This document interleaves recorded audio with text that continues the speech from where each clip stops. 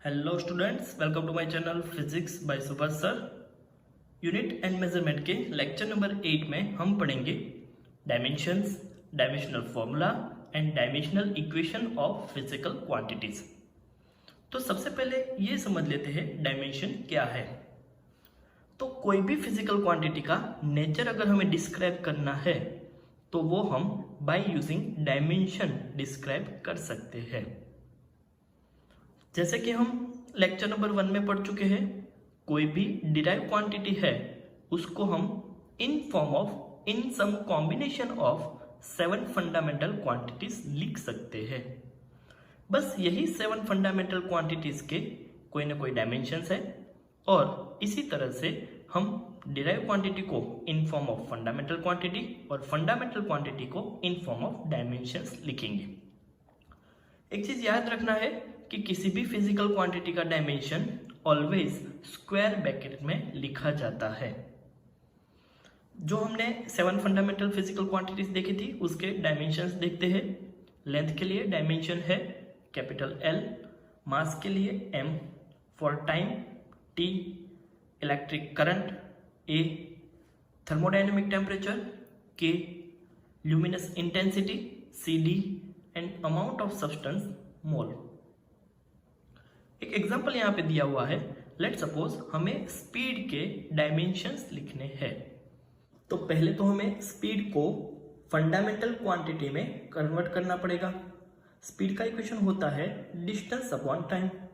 Distance एक fundamental quantity है जिसको हम इन फॉर्म ऑफ लेंथ लिख सकते हैं और लेंथ का डायमेंशन है L, टाइम के डायमेंशन है T।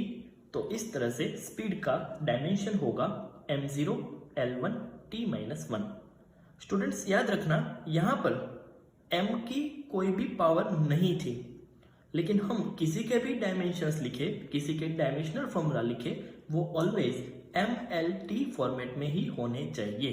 दैट मीन्स यहाँ पे मास नहीं था, लेकिन फिर भी हमने मास की 0 पावर यहाँ पे लिखी हुई है। तो किसी भी फिजिकल क्वांटिटी का dimensions in form of MLT format ही लिखा जाएगा। Now next, dimensional formula and dimensional equations. जैसे कि हमने देखा, डिराइव क्वांटिटी को हम लिख सकते हैं in form of fundamental quantities. ऐसे सभी फंडामेंटल क्वांटिटीज के डायमेंशन लिख के एक फाइनल डायमेंशन बनाया जाएगा, तो उसको बोलते हैं dimensional formula. The expression which shows how and which of the base quantities represent the dimensions of physical quantity is called the dimensional formula of the given physical quantity. For example, अगर हम speed की बात करें तो speed का dimensional formula होगा m0 L1 T-1। जैसे कि हमने आगे बात की, dimensional formula always square bracket में ही लिखा जाएगा। नेक्स्ट देखते हैं डायमेंशनल इक्वेशन क्या है। तो जब भी कोई फिजिकल क्वांटिटी के डायमेंशनल फॉर्मूला को उसकी फिजिकल क्वांटिटी के साथ लिखा जाता है।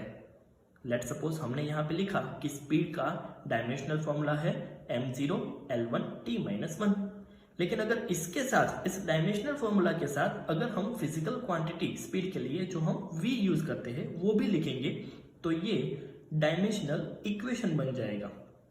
तो स्पीड के लिए डायमेंशनल इक्वेशन ऐसा होगा, in square bracket v equal to speed का dimensional formula. That means in square bracket m0 L1 T-1।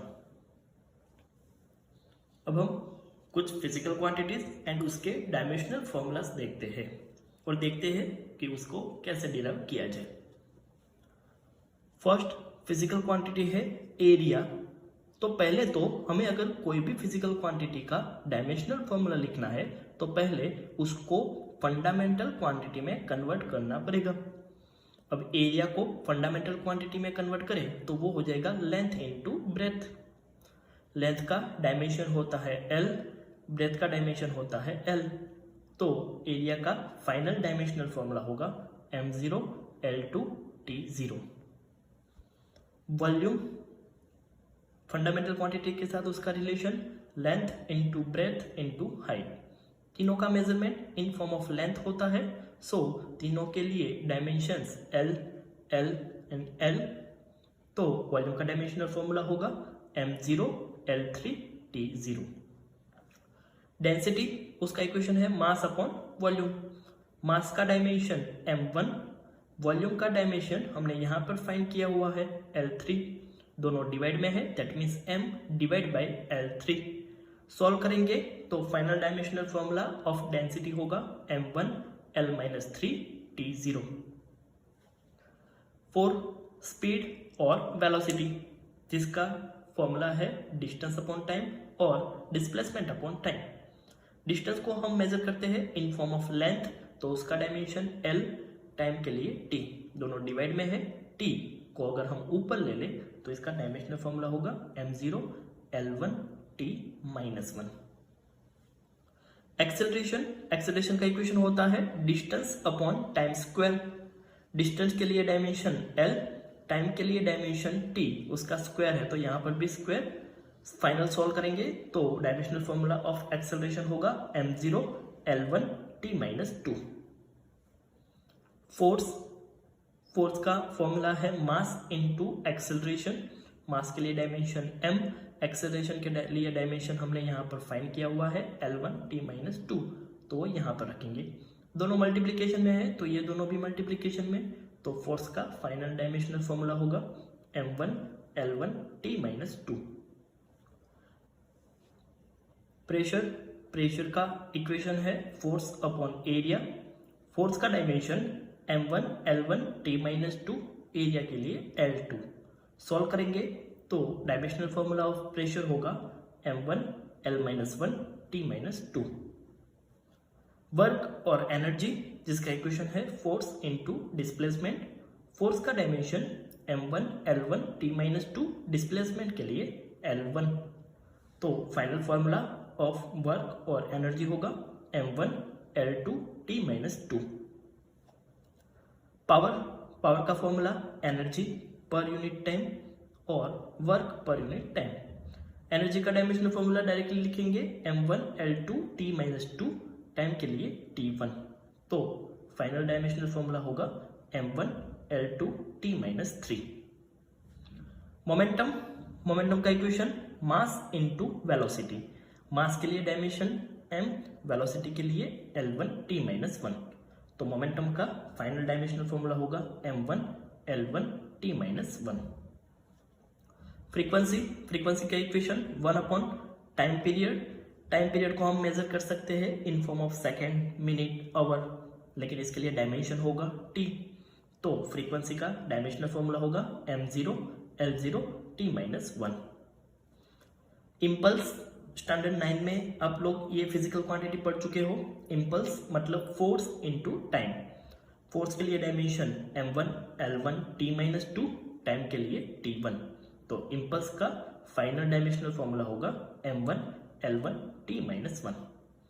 Students, आप लोग यहाँ पे देख सकते हो कि मोमेंटम एंड इम्पल्स दोनों के डायमेंशनल फॉर्मूला सेम है, लेकिन दोनों फिजिकल क्वांटिटी अलग अलग है।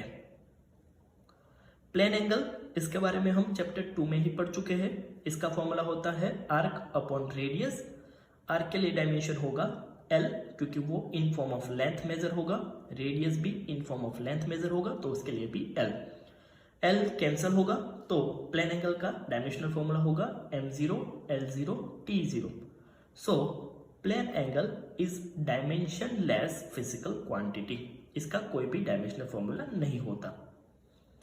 सॉलिड एंगल के लिए इक्वेशन है area upon radius square. Area के लिए डायमेंशन L2, रेडियस के लिए L, उसका स्क्वायर है तो उसकी भी 2 पावर, तो उसका भी डायमेंशनल फॉर्मूला होगा m0 L0 T0। तो सॉलिड एंगल भी डायमेंशनलेस फिजिकल क्वांटिटी है। वेवलेंथ हम नॉर्मली मेजर कर सकते हैं इन फॉर्म ऑफ लेंथ, उसके लिए डायमेंशन L, तो उसके लिए डायमेंशनल फॉर्मूला होगा m0 L1 T0। Surface tension का इक्वेशन है force per unit length. Force के लिए डायमेंशन होगा m1 L1 T-2, लेंथ के लिए L1, तो final dimensional formula for surface tension हो जाएगा m1 L0 T-2। स्टूडेंट्स, आप लोगों ने यहाँ पर देखा होगा कि कई सारी फिजिकल क्वांटिटीज में हमने फोर्स एंड एनर्जी का डायमेंशनल फॉर्मूला डायरेक्टली अप्लाई किया हुआ है। तो ऐसे फिजिकल क्वांटिटी का डायमेंशनल फॉर्मूला याद रख लेना वही हमारे लिए बेहतर होगा। इसके अलावा हमने यहाँ पर सिर्फ 16 फिजिकल क्वांटिटीज, उसके फॉर्मूलाज एंड उसके डायमेंशनल फॉर्मूलाज देखे हुए हैं। आप लोगों की टेक्स्ट बुक के एंड में अप्रेंडिक्स A9 में ऐसे कई सारी फिजिकल क्वांटिटीज, उसके इक्वेशंस एंड उसके डायमेंशनल फॉर्मूलाज दिए हुए हैं। लेकिन फिजिक्स में हम जैसे जैसे आगे आगे बढ़ते जाएंगे वैसे ही नई नई फिजिकल क्वांटिटीज, उसके इक्वेशंस एंड उसके डायमेंशनल फॉर्मूलाज पढ़ते जाएंगे। इसके अलावा एक और बात याद रखनी है, हमने यहाँ पर देखा एनर्जी का डायमेंशनल फॉर्मूला होता है m1L2T-2।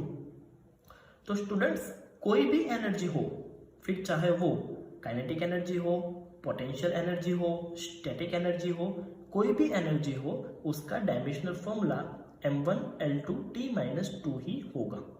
Same velocity, initial velocity, average velocity, final velocity, सबके लिए डायमेंशनल फॉर्मूला सेम ही होगा m0L1T-1।